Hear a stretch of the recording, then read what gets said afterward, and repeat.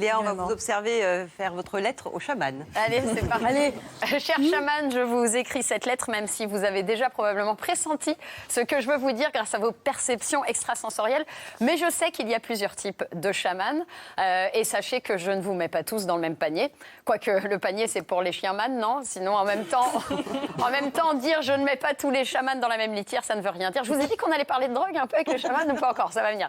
Alors, cher chaman, vous êtes capable de vous allier avec les esprits, de pratiquer le voyage de l'âme, voire de prévoir le futur, ce qu'on appelle chez nous un voyant.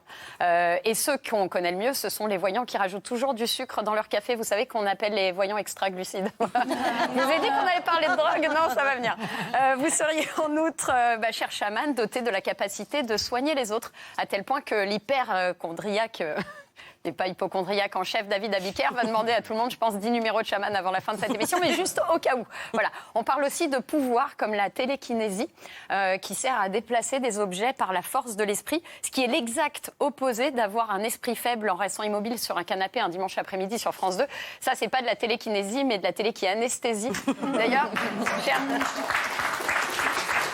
cher chaman, vous êtes par ailleurs souvent décrit comme psychopompe, c'est-à-dire capable d'accompagner les morts vers leur dernière demeure. Et puisqu'on parlait des dimanches après-midi sur France 2, je pense que le chaman de Michel Drucker s'est perdu en chemin il y a un moment déjà. On l'adore, Michel. Vous êtes aussi capable, cher chaman, paraît-il, de percevoir les esprits qui sont partout autour de nous. Sauf que nous sommes incapables de les voir. Donc, on peut dire que les chamans, c'est un peu comme Pokémon Go, en fait. C'est-à-dire, sans la console, pas de Pikachu ni de Dragofeu. Bah là, c'est pareil, sans chamanisme, pas d'esprit. Mais dans les deux cas, ça peut être très addictif et parfois coûter un peu cher. Ça dépend si on tombe sur un charlatan. Alors, on y vient. Si certains chamans utilisent des tambours pour entrer en transe, comme dans le film, il est de notoriété publique que certains autres, vous, cher chaman, vous avez recours à la drogue pour vivre des expériences sous psychotropes. Par exemple, non, c'est vrai. Attends, je finis. Alors, par exemple, dans la jungle sud-américaine, certains sorciers absorbent une décoction de lianes qui leur fait vivre des choses incompréhensibles pour le commun des mortels. Voilà, c'est ce qu'on appelle l'ayahuasca.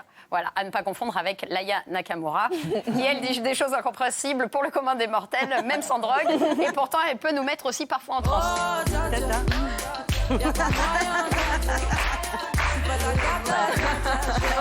Mais pour les chamans, il s'agit donc d'un usage de drogue dans un cadre professionnel, ce qui n'est d'ailleurs pas rare en télé, dans nos sociétés occidentales.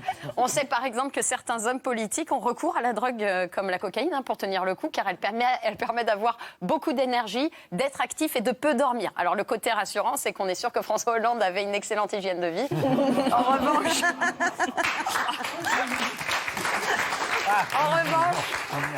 quand vraiment on en prend trop dans le domaine politique, ça donne le plan de la circulation automobile de Paris. Bisous à ma mère, enfin à notre mère, à tous. Voilà.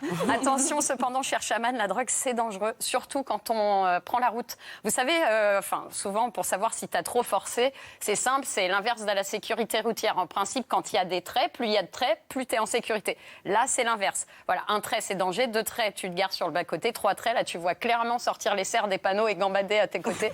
Il faut s'inquiéter. D'autres parmi vous, chers chamans, notamment en Amérique latine, ont recours à la mescaline, une substance avec de forts effets psychotropes présente dans certains cactus, comme le San Pedro. Mais si vous voulez mon avis, le problème de la drogue, c'est qu'après, tu n'as pas l'esprit clair et tu as du mal à focaliser sur un sujet.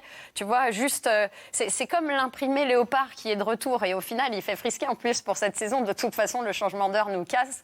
Et puis en plus, on n'arrive plus du tout à trouver de bons bouchers végétariens. D'ailleurs, je ne sais même pas à quelle heure exactement l'éclairage public se met en marche. Mais il faut arrêter le gluten, franchement. Ah oui, je disais quoi? Oui, avec la drogue, c'est vrai qu'on a du mal à se concentrer sur un sujet en particulier. Voilà. Cher chaman, j'en ai terminé avec cette lettre et j'ai hâte d'aller moi-même absorber des décoctions de puissantes herbes qui vont me faire vivre des expériences incroyables de danse extatique. Bon, en gros, vivement vendredi soir que je boive des mojitos et danser sur du Aya Nakamura.